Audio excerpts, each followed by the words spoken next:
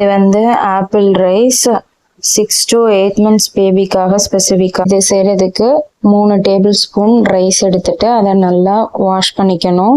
நான் பொன்னி ரைஸ் எடுக்கிறேன். நீங்கள் உங்களோட நேட்டிவ்ல என்ன ரைஸ் யூஸ் பண்ணுறீங்களோ அதை எடுத்துக்கலாம். பாஸ்மதியோ இல்லை வேற சம்பா அந்த மாதிரி என்னவோ எடுத்துட்டு நல்லா வாஷ் பண்ணிட்டு 200 ml தண்ணி ஊற்றணும்.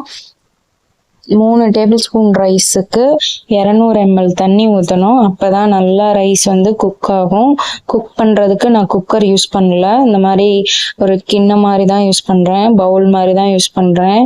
நான் குக்கர் யூஸ் பண்ண வேணான்னு ஏன் சொல்கிறேன்னா, குக்கரில் வந்துட்டு இந்த கிளிசமிக் இண்டெக்ஸ்னு சொல்லுவாங்க, ரைஸில் இருக்க சுகர் வந்து அதை பிரேக் ஆகாமல் இருக்கும். அப்போ பேபிஸ் சாப்பிட்டாங்க அப்படின்னா சடனாக அவங்களுக்கு அந்த சுகர் லெவல் பிளட்ல இன்க்ரீஸ் ஆகும். அது அவங்களுக்கு நல்லது கிடையாது. அதனால இந்த மாதிரி பவுல்ல குக் பண்ணிட்டு கொடுக்கறது பெஸ்ட்டு.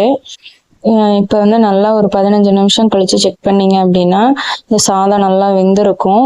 பர்ஃபெக்டாக வெந்துருச்சா அப்படின்னு பார்க்கறதுக்கு ஒரு ரைஸ் எடுத்து கையில் வந்து நீங்கள் அமுக்கி பார்த்தீங்க அப்படின்னா அது நல்லா ஈஸியாக நமத்து விடுற மாதிரி வந்துடும், மசிச்சு விடுற மாதிரி கையிலேயே வரும். அப்போது ஆஃப் பண்ணிட்டு கொஞ்சம் வார்மாக இருக்கும்போதே அந்த ரைஸ் எல்லாத்தையும் நீங்கள் பிளெண்டருக்கோ இல்லை மிக்சிக்கோ ட்ரான்ஸ்ஃபர் பண்ணிக்கணும். மீதி ஏதாச்சும் தண்ணி குக் பண்ணதுக்கப்புறம் இருந்துச்சு அப்படின்னா அதை கீழே ஊற்றிடலாம். ரைஸை மட்டும் நல்லா வார்மாக இருக்கும் போதே எடுத்துக்கலாம். எடுத்துட்டு இது இன்னொரு சைடு ஆப்பிள் குக் பண்ணுறதுக்காக ஒரு இட்லி பாட்டில் தண்ணி ஊற்றிட்டு ஒரு மீடியமான ஒரு சைஸ் பீஸ் கட் பண்ணி எடுத்திருக்கேன். 6 months பேபிக்கு ஒரு வேளைக்கு இது போதும். தோலையும் உள்ளே இருக்க அந்த சீடையும் கம்ப்ளீட்டாக ரிமூவ் பண்ணிவிட்டு குட்டி குட்டி பீசஸாக கட் பண்ணிடணும். ஒரு தடவை செக் பண்ணிக்கோங்க சீடோ இல்லை வெளியில் இருக்க அந்த தோலோ இருக்கான்னு.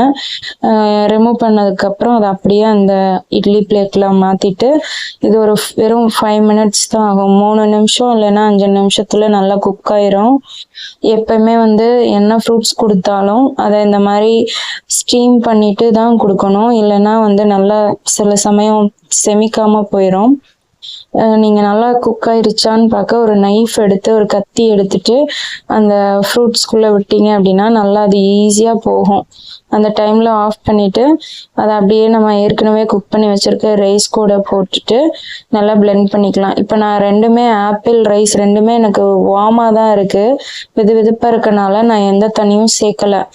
ஒருவேளை நீங்கள் உங்கள் பேபி தூங்கும் போதே நீங்கள் அதை ரெடி பண்ணி வச்சுக்கிறீங்கன்னா அப்போ பிளெண்ட் பண்ணும் போது லைட்டாக ஹாட் வாட்டர் சேர்த்துட்டு பிளெண்ட் பண்ணிங்கன்னா அப்போ தான் ப்ரிப்பேர் பண்ண மாதிரி ஃப்ரெஷ்ஷாக நல்லா கன்சிஸ்டன்சி இந்த மாதிரி ஸ்மூத்தாக இருக்கும். இப்போ இந்த மாதிரி மீல்ஸ் எல்லாம் வந்து வெஜிடபிள்ஸோ இல்லை ஃப்ரூட்ஸோ ரைஸோட மிக்ஸ் பண்ணி கொடுக்கும்போது அதை வந்து 12 மணிலேருந்து 3 மணிக்குள்ளே கொடுக்கணும். அப்போ தான் வந்து பொதுவாகவே டைஜஷன் நல்லா ஃபாஸ்ட்டாக இருக்கும். கீ நீங்கள்